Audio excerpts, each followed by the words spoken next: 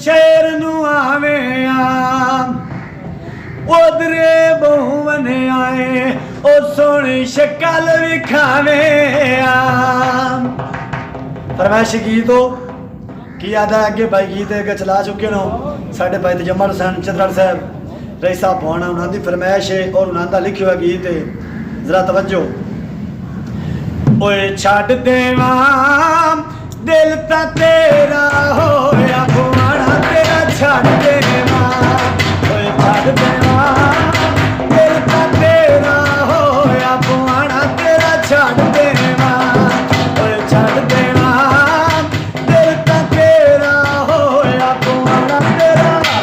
बुआना तेरा छड़ देवा।